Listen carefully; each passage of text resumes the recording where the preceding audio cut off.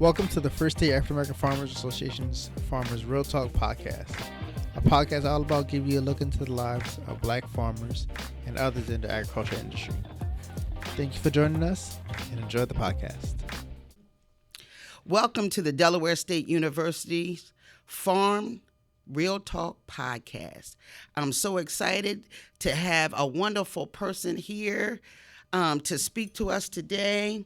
But first, I want to just talk to you a little bit about what this podcast will do. It's going to be about the real talk when it comes to farming. Real talk.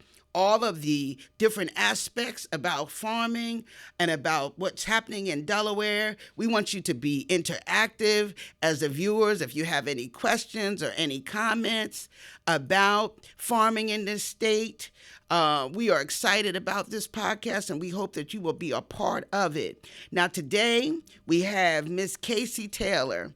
She is the Delaware State Conservationist from the United States Department of Agriculture, Natural Resources, Conservation, and Conservation Services. And I am the host for this wonderful podcast.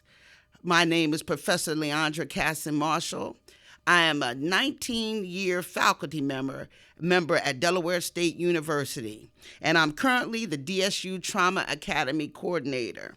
Now, the first question I have, Kasey, that I just want to know, tell us your journey when it comes to farming. How did you get into agriculture? How did you just want to be a part of such a wonderful area? You know, I come a little bit from an unconventional story, right? Because it's not where I grew up, and farming was something that we saw and we did every single day. But despite that, my grandfather really instilled a love of conservation. We came from a family farming dynamic, but as many of the African American farmers and individuals across the country can attest to, the opportunities just simply weren't there. When you were looking at the 30s and the 40s, we really wanted to be able to start seeing how can we have a survivability, unfortunately, off the farm. And so my grandfather was one of the first siblings to leave the farm. And with that, it really did provide additional academic opportunities for our family, but my grandfather really wanted to make sure that we never steered away from the values of being able to make sure that we're investing back into conservation, that we're really being stewards, and we have a good understanding of where our food, our fiber, and our family comes from. And so for me, agriculture really became an opportunity where it was something that was a personal endeavor, but really something that I saw as an opportunity to pay forward. So I got a love of conservation and all things agriculture, starting with my family dynamic, but then also too where I went to a historically Black college and university at the illustrious University of Arkansas at Pine Bluff, where now I was able to study animal science, getting a minor in soils, and being able to really start taking real time what I learned, Professor Marshall, from the classroom, and then being able to invest this back within our producers, within our communities, and more specifically, being able to engage with our upcoming and inspiring future producers across the landscape. So that's really my purpose and my passion, being able to make sure that we have equal access to be able to ensure that everyone has a good understanding of what agriculture means, what conservation stewardship can provide, not only for what we're seeing as immediate investment when we have those viable resources and products that are coming back out, but more specifically looking at it as a path forward for education, for enrichment, as well as now being able to make sure that we have sustainability for years and years to come. Wonderful. Now, what are some things about agriculture that you feel is important that the public just simply doesn't know much about? No, that's an excellent question. The biggest thing that I would say is that people don't simply understand what the investment is that our Delaware ag producers are doing on a day-to-day basis. They're not just simply providing food and fiber and then the byproducts for medicine. They're actually growing stewardship across the state on a day-to-day basis. They're correcting real time what we're seeing are some of the climatic impacts, whether if it's now changes within the variations for our weather system, but then also starting to come back in where now we're seeing, hey, we need to address what's happening with air quality. You all remember a few weeks ago, we walked out and it was smoggy.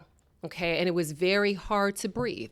But our producers have been consistently going in and applying cover crops for over 30 years here in the state. That's immediately going in and addressing the carbon sequestration, coming in and helping to remediate what we're seeing are some of those climatic concerns. And then also they're going in and adding filters and buffers that now are going in and purifying and helping capture and track what we're seeing or trap those soil particulate matters. So now it really is providing a cleaner, healthy environment for every single one of us. So our producers really are investing into the future, not only for, again, our food and our fiber, but really coming back in and making an impact lasting across the landscape. So that's the thing I think a lot of people don't understand is that when our producers are producing that food, they're also producing sustainability for decades to come. Absolutely. And when people think of agriculture, they never connect the journey between the farm to the table. Do you feel that farming is becoming a lost art, or people are just not getting that connection? At one point, so many people were saying, I get my food from the grocery store.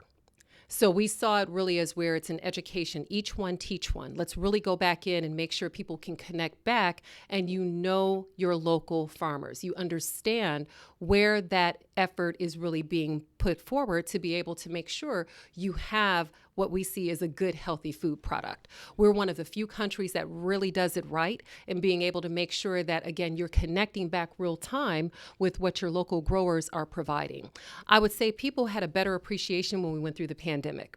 When you started seeing that, wow, I didn't have an immediate access, whether if it was to my chicken wings, whether if it was to the eggs at a very nominal price, and then being able to have good, immediate, fresh fruits and vegetables. So really coming back in and connecting back that what you're seeing as what those producers are providing, but then again, understanding the importance. The thing that I've always grown up understanding is that we're never off the farm. We're all benefiting from the farm. So that one farm is probably supporting if 10 to 20, if not hundreds of people across that various county area.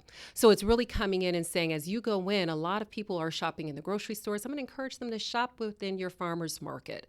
Go in and have the conversations directly back with those producers so you can learn and see how they're growing, how they're farming sustainable, but then more specifically, how they're really doing this based off of what our needs are as producers and as consumers. We really have that, what we see is more of the we're codependent. We absolutely want to do it in a manner that works. So as we're seeing more producers are starting to retire and going into their next phase of their life, we really want to have it where agriculture is the first conversation instead of it being the last. So we continue to partner with Delaware Department of Agriculture to make sure we're preserving ag lands. When you're here in the Northeast, it becomes a challenge because a lot of those acres want to now be turned into what we say the non-impervious surfaces. And this is where now it's more cements and homes and additional dwellings. And we really want to be able to bring this back to where we continue to farm.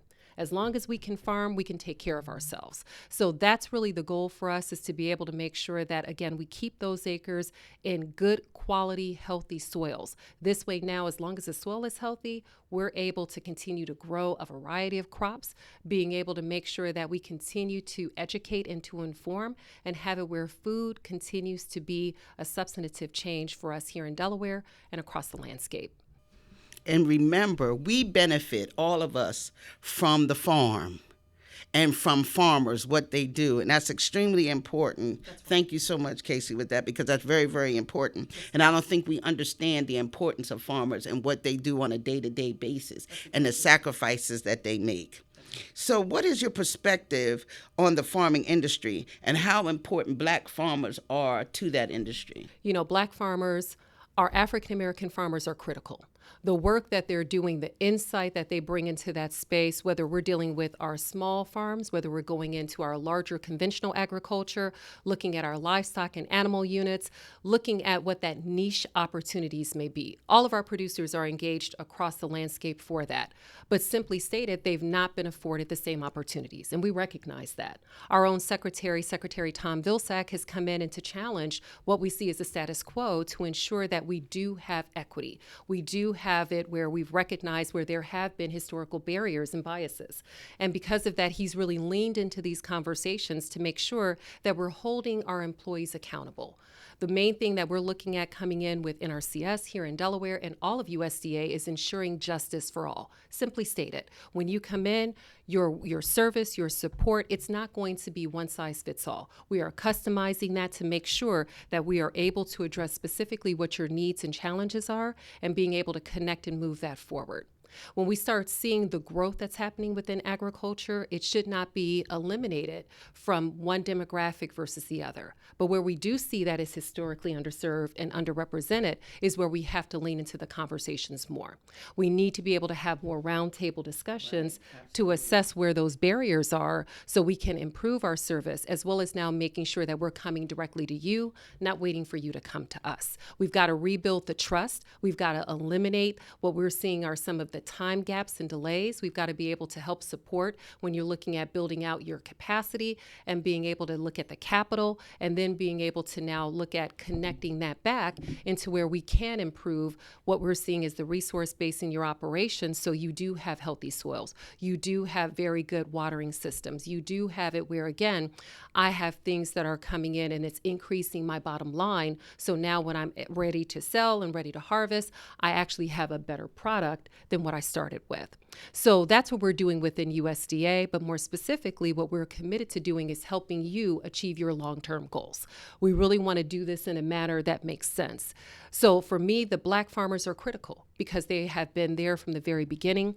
We really want to make sure that we continue to reinvest and making sure that, again, instead of those numbers dwindling, those numbers are brought back forward and gone into a higher level. So whether if we're dealing with our journeymen who've been working and farming their whole lives, those who are now graduating out of college and they're coming in and they're saying, I really want to be able to start looking at an investment and working for myself and being able to build out my dream on this farm. And then also starting to look at those who are looking at being able to invest and change. Maybe I was doing your conventional row crop, but now I want to go in and I want to start doing something a little bit more specific that will help me get to my goals of stewardship. Or maybe I want to change over and do poultry production. We're here to help you move those conversations forward. Never feel like you have to go in and do this in a vacuum. We really want to do this to where we can work with you, building out your goals, looking at your economic impacts, what you're seeing as far as your capital and startup, and then connecting you across to make sure that, again, access to loans, access to what we see are some training and support, mentoring and engagement. We really want to make sure that we're all leaning into this. But we can't do it without understanding first there has been discrimination. There has been it where people have systemically been left out. So we've got to correct that. We've got to bring it forward. Our African American producers are vital. They are key. And we really want to make sure that you guys know the conversation doesn't stop. We continue to look forward to these engagements and moving forward and really helping it to make sure that all of our producers can engage and being able to have that equal access.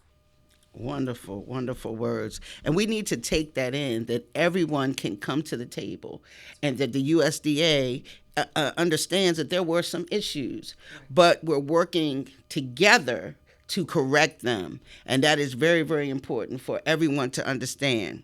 Right. Now, the other question that we had was, what are some of the interventions? And you've talked about some, but I just wanted to make sure, in case there were others that you wanted to mention now, what are some interventions that can help Black farmers or socially disadvantaged farmers specifically, and then all other farmers as a whole, that just could help their particular situations? Absolutely. So the one thing that we want to do is to make sure that, one, if you're thinking about coming in and saying, hey, I do need help. I've got an issue with erosion. I've got it where I don't have enough access to water to be able to help get my crops irrigated. I'm also seeing issues with being able to make sure that I don't have enough hay or grass to be able to feed my livestock animal units. So as we're connecting this back, we really want to make sure that we can come out, do that basic resource assessment, and then build out a conservation plan. We never want to have it where we're just taking it and saying this is the one thing that they've asked for, but then now being able to look at your full operation. We like to say that if anything, Professor Marshall, when we go in, we look at ourselves as those prescribers or doctors of sort, as we're working on the landscape with those with our producers and our trusted conservationists across the state. And the reason why I say that is because we really want to go in and not just look at it from a one perspective. So for example, when I go to the doctor, hey, you know what? I know that there's some changes I need to do here, but if anything, I'm just thinking I need a refill of my prescription. And he'll say, sure, but first we've got to do a blood workup. We've got to do a diagnostic. And that's what we're doing with our producers. We're not just simply coming in and saying it's just the one-off of what it is that our producers are asking for. Let's go out there. Let's walk the landscape. And in that conversation with you, we're also coming in and doing a full assessment of what's happening within the land. So from there, once we do that, we build that back into the plan. And then from there, now we start connecting you back into our prescriptive conservation practices that really will stabilize, improve, and be able to expand what we're seeing within those operating systems for the landowners. But to do that, we're not having it where our historically underserved and socially disadvantaged producers who are now coming into that space, whether you're African American and you've been farming for more than 10 years, but then again, you're looking at it and saying that, no, I'm not going to be at this income bracket versus that. So because of that, we recognize that, hey, historically underserved are going to be those individuals who are now coming in from groups that have been discriminated against. So African American producers, Native American producers, Hispanic, Asian Pacific Islanders, women, veterans, beginning farmers, and beyond.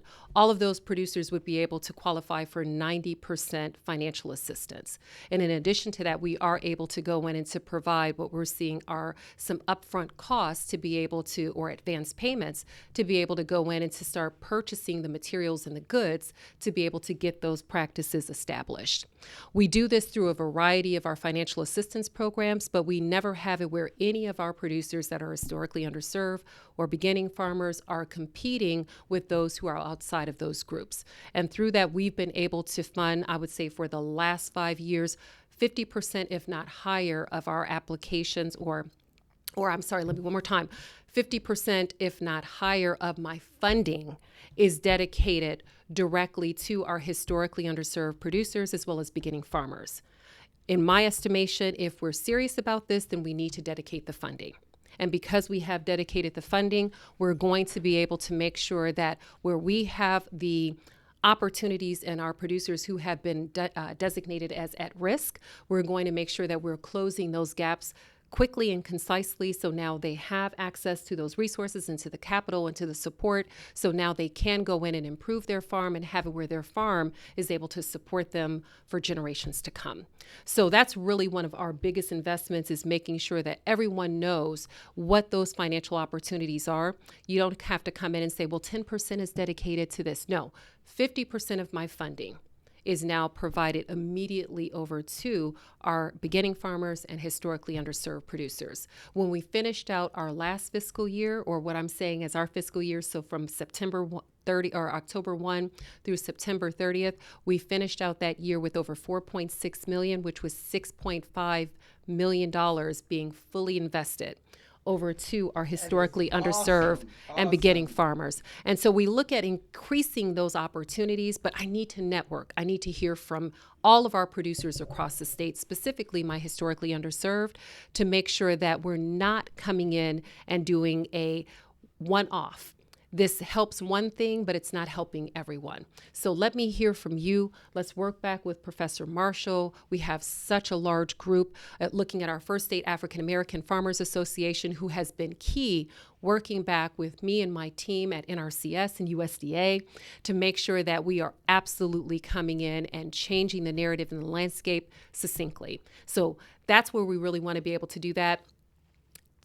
Building out that conservation plan, tying it into a prescriptive solution that works for you going forward. And then if anything, now coming in and changing your future narrative where your farm is absolutely profiting you for generations to come, and no one has to leave your farm simply because it's not economical. Excellent, excellent. A lot of good information, Now, what if you are a landowner, but not necessarily a farmer, but you were interested in farming? Absolutely. What would be the process for those individuals? Because I'm sure we'll have some that are watching that say, I'm thinking about farming, but I don't know where to start. Absolutely. You can start immediately with the Natural Resources Conservation Service. If you're uncertain about, hey, what is it that I'm wanting to do, what I'm aspiring to do, I've either purchased a piece of land, I'm thinking about purchasing a piece of land, and I really want to be able to start understanding what I could do as far as improving the land, looking at maybe what is the value of my timber. If you have forested acres, we will be able to go in and to do that assessment for you, and there is no cost. There's no cost to any of our services. We're able to simply engage and to work back with you in making sure that you have a better understanding of what your value of the land is, how that land can be produced, how it's currently operating, being able to provide you what we call a soil health scorecard. That now comes in and it tells you the absolute highs and lows of how you're currently operating, how your producer is growing those crops, and where we do have an opportunity to be able to show improvements. So, for example, if they're saying, hey, I'm going in and I do a rotation between corn and beans, and on the time where it's in beans, I'm not really doing any cover crops. So the one thing that we'll want to do is to come in and to start looking at protecting those acres so the acres can continue to grow and produce what you're seeing as those next opportunities. So we'll do that and then build out additional opportunities. So again, your soil is healthy, you're being able to have some very good operations going forward, and then making sure it's really getting into what you see are those next steps. So I would say, I know right now I'm focusing very heavily within the Natural Resources Conservation Service, or NRCS, but then I would open up the conversation too to all of USDA. So working with Farm Service Agency, also working with our Forest Service, and then looking at our partners here at the state, Delaware Department of Agriculture, working with our Secretary Michael Skuse, and then working with his team. So we now can go in and to say, hey, if you are a new farmer, beginning farmers, and then also looking at where we see the journeyman's work and effort that's been moving forward. We can combine those into the conversation and say whether you're new, and we'll take you through that new beginning farmer program, whether again you're a veteran producer who has been doing this for many, many years. We really want to connect that back and to show where we could and should be able to continue to improve what's happening within your farms and those operations. So if you don't know where to start, please don't hesitate to come over first to NRCS. We'll then walk you through whether if it's now working with the state, with the federal, and then coming to your local community-based organizations where now you have all of the opportunities to be able to engage and move and absolutely have the farm of your dreams. Excellent, excellent. Because that is a struggle when you want to do something, but you don't know which way to turn. So that was excellent information to help everyone, because agriculture, again, is for everyone. We benefit from the farm. I'm going to keep saying that because I just absolutely love that. I just absolutely critical. Love that. It's as Professor Marshall is saying, there is no off the farm. We all benefit from it. So we need to be able to have that level of engagement and support, but then farm and shop locally. Being able to really pay that forward. So now as those local producers are looking at how they continue to expand their operations, whether they have stores, whether they go into the co-ops, however they're engaging, we really want to make sure that we're continuing to invest with what our producers are producing for us. So absolutely, Professor Marshall, farming is key and we all benefit. Absolutely. Now, what are some specific programs? This is where I wanted you to get into the specific programs that your agency offers, in particular the USDA, as well as a whole, what they offer that would benefit farmers as a whole. And then if you can break them off into the different groups, socially disadvantaged farmers, everybody, needs to know what they can get from participating in these programs. Absolutely. Excellent question. So when we're thinking about this, again, the first thing that I want to do is to make sure that we're connecting it back to that prescriptive approach. We come out to your land, we do that resource assessment to be able to identify what the needs and challenges are, where we want to be able to grow, and to look at that economic viability. After we have that conservation plan in place, which really becomes a roadmap, that roadmap now allows for us to be able to connect that back into the various financial assistance assistance programs, cost share that would be offered at the county, and then being able to have additional support at the state. So when we're building this, we're not building it where it's proprietary just to USDA and NRCS. We want to provide as many opportunities and options across the landscape because not everyone wants to work with one specific group. But what we do see is that it's a bona fide need to have it where our programs are not competing in the state. So as we've worked with our Department of Agriculture, our Department of Natural Resources and Environmental Control, USDA as a whole, and then also looking at our conservation districts and others, we've all sat down together to make sure that whether we're looking at the cost share programs and others, that again, it's really providing full-time support. So with that, what we'll say, I'll start with what we have as our working lands programs or what we call our fix-it programs. So we have the Environmental Quality Incentives Program that allows for us to be able to do that assessment, connecting that piece back within your plan and being able to apply a variety of conservation practices that will stabilize that resource base and being able to look at long-term improvements that will happen for years to come. So for example, if you're a poultry operation and now you need to deal with your mortality, so the dead birds, we really want to have it where, again, instead of it just being where people were trying to haul that off or you're doing something additional, and maybe you even have a composter, but the composter now has not, you've grown your operation. So instead of it being 2 houses, you have 4 houses. If we haven't changed the size of that composter, it's not supporting what you're doing in your operation right.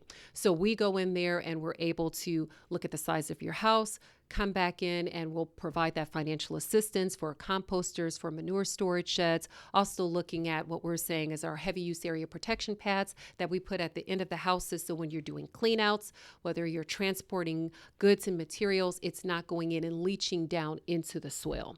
So those are things that we're looking at as those protective practices and being able to support the operation. Also, another example, if you are a conventional row crop producer and now you're seeing that, you know what, hey, I do dry land farming, but again, I'm not seeing the boost within my yields. So the one thing that we want to do, we want to start looking at soil health. So we do a soil health scorecard and an assessment to see how you're applying your nutrients, what's being the best utilization, which crops are coming in and utilizing that better, maybe where we have some legacy phosphorus rates within the state versus the nitrogen loads, and making sure we can balance that. And then through that, this is where we start applying cover crops, as well as now a host of variety of conservation practices in our cropping system to be able to make sure that, again, we're getting the optimum utilization. Right. So we'll provide, and I've just given 2 examples, but we've got a multitude of conservation practices that we can provide based on the landscape and the scenarios to be able to, again, get it to where you have the peak utilization of your farms and operations. So that's through the Environmental Quality Incentives Program. On average, we're looking at probably $6.5 million, if not $7 million that comes to my state per year. And what that means is that that's now an opportunity where, again, remember, we're going to take 50% of that, if not higher, and being able to dedicate that directly to our historically underserved and beginning farmers within the state. Last year, we were able to, it was $4.5 million, which accounted for 60, if not 65% of the funding fully available.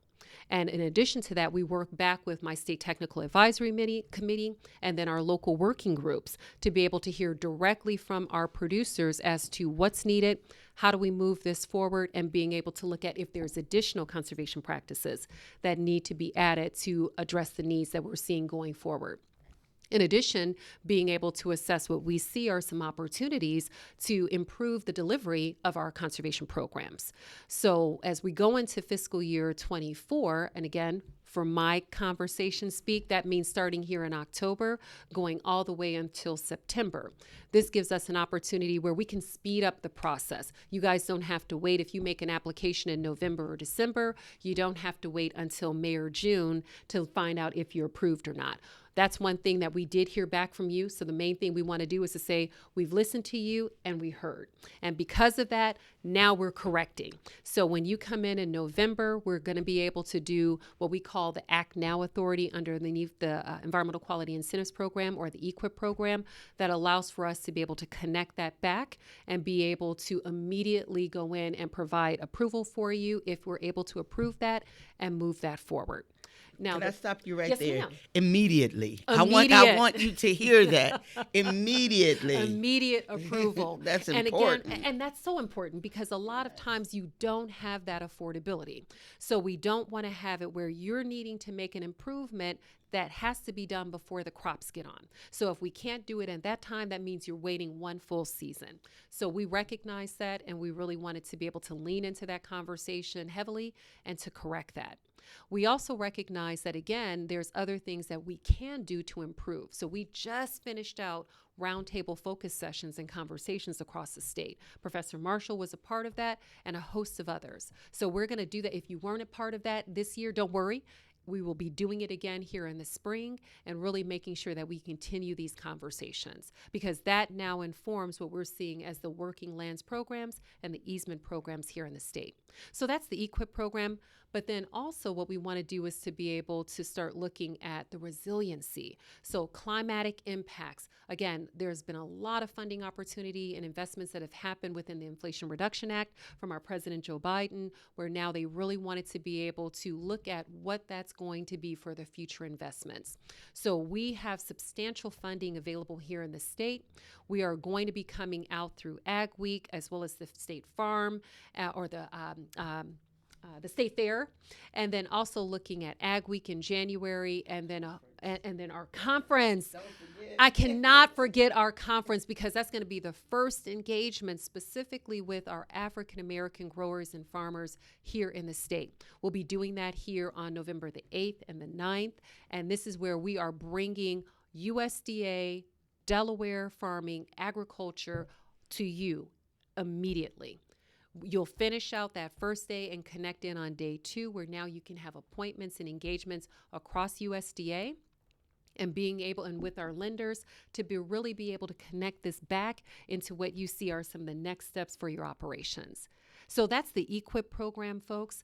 If you're now coming in and saying, hey, I really want to be able to look at the improvements that I've made across my farm, and now I'm ready to graduate out. I've been doing my cover crops for 3, if not 5 years. It's been applied across my operation. I've addressed all of those resource concerns, from water quality to soil health to nutrient management and to air quality. So now I'm ready to graduate into what we call our stewardship program.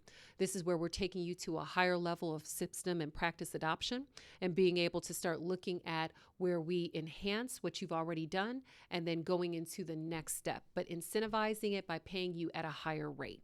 And by doing that, it now allows for Delaware, as well as now all of the landscape, to be improved, because we're continuously investing into what we see are those next steps that are going to help remediate the challenges we're seeing now, but then again, going into the future, 20 years, 30 years beyond, and seeing that long-term sustainability.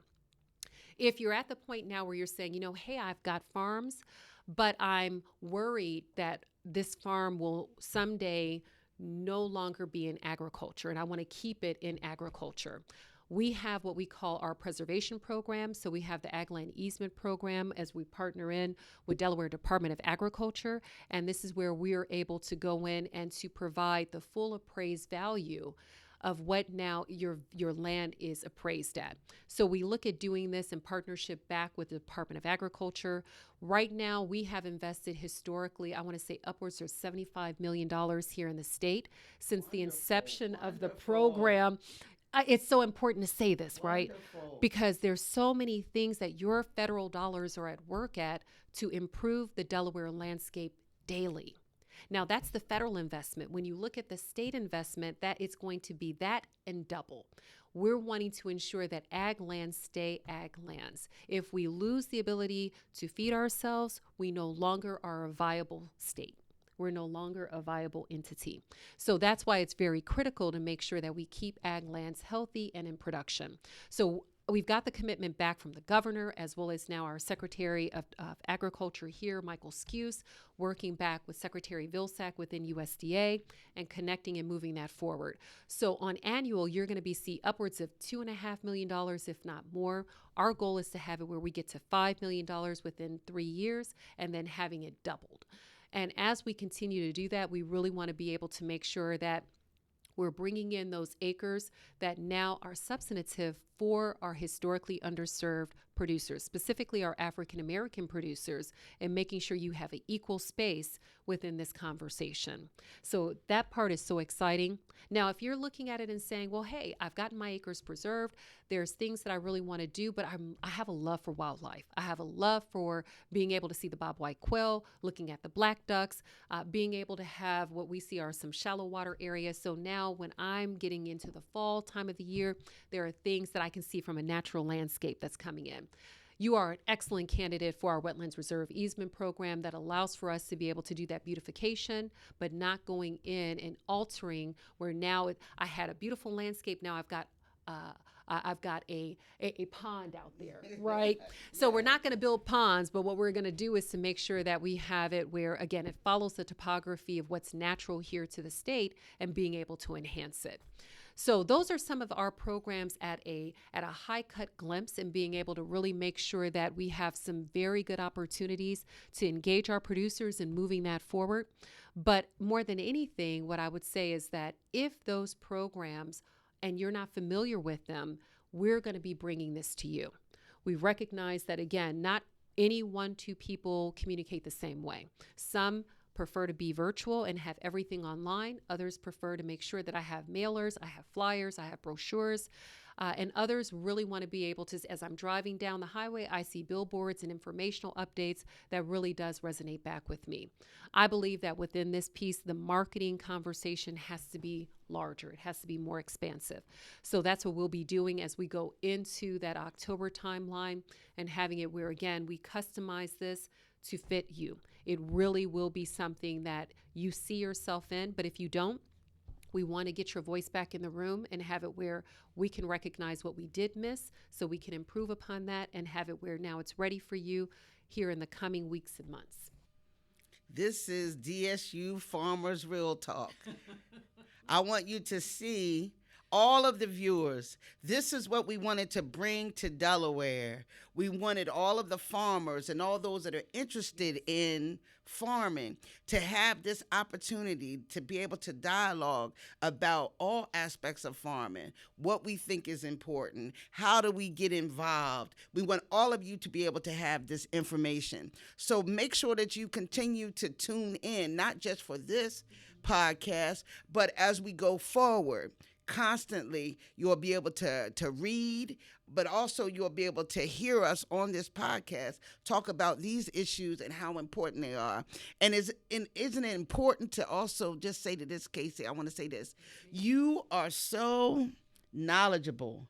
We thank you so much for taking the time to actually come in and be a part of this broadcast today.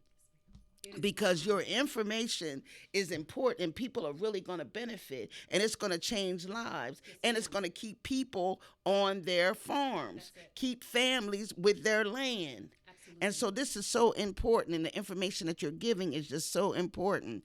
And our last question that we had, it deals with the Black Farmers Conference. Yes. We are having a Black Farmers Conference. We're really excited about this. November the 8th and 9th at Delaware State University.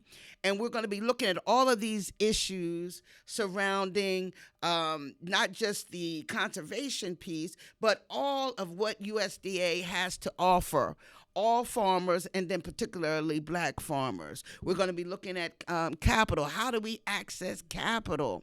In this vein, how do we get help when we need it? All kinds of loan assistance programs, and so we're just excited. Make sure that you come out November the 8th and 9th.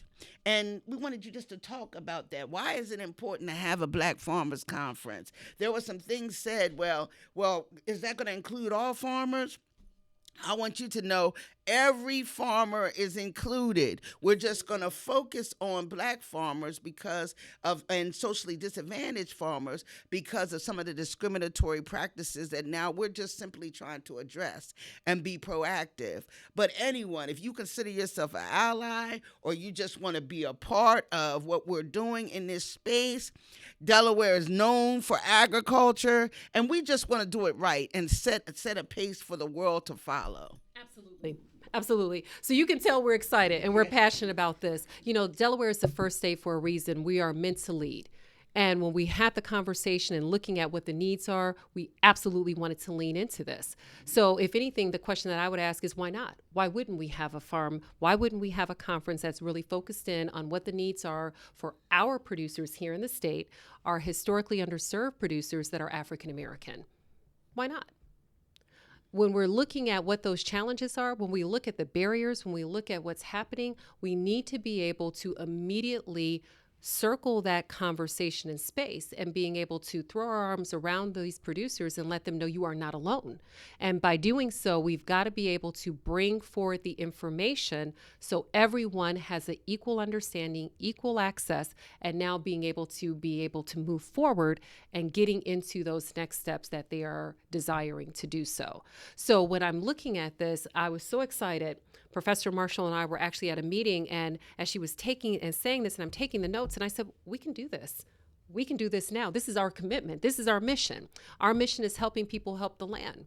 And if we are not helping you help the land, then we have failed, simply stated. So we are going to lean into this because when we are building that equity, we will now come back in and have equal access that will ensure that it's inclusive to support our diverse producers and our customers. But I have to start first with where we see we have had the missteps and the missed opportunities, and that is with our African American producers here in the state.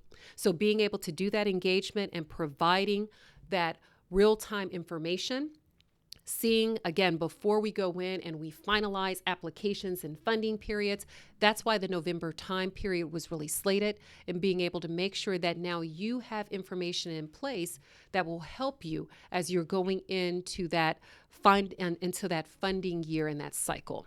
So again, we really want to make sure that it's never at a point of misinformation. It's more at a point where now you have informed decisions in place that now would be something that will support you, again, going forward.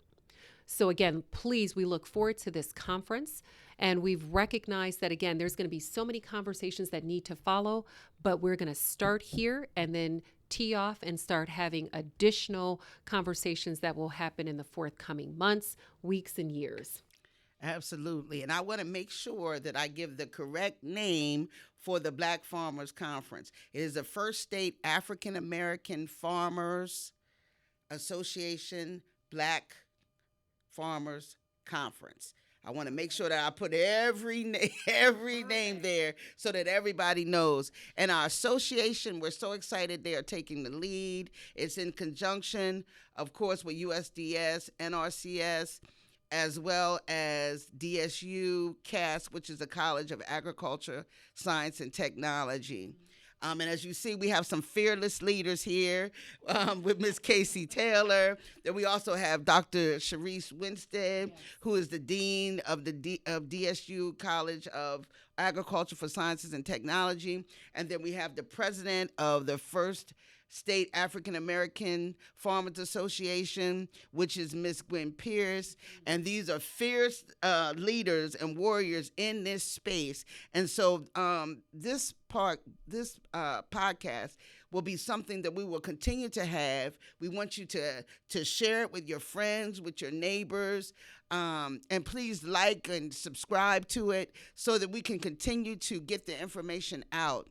We thank you so much. Thank you so much for this time. It went so fast. It did. It went so fast, but we were able to get a lot of information out, and we really hope that we will continue to work together, partner together, and make a difference in the first state. And I'm proud. I'm a native Delawarean, so you guys need to know that. So I'm a proud native Delawarean, and I want to make sure that we get agriculture out here, and again, we benefit from the farm. The farm. Do not forget that. That's right. Thank you so much.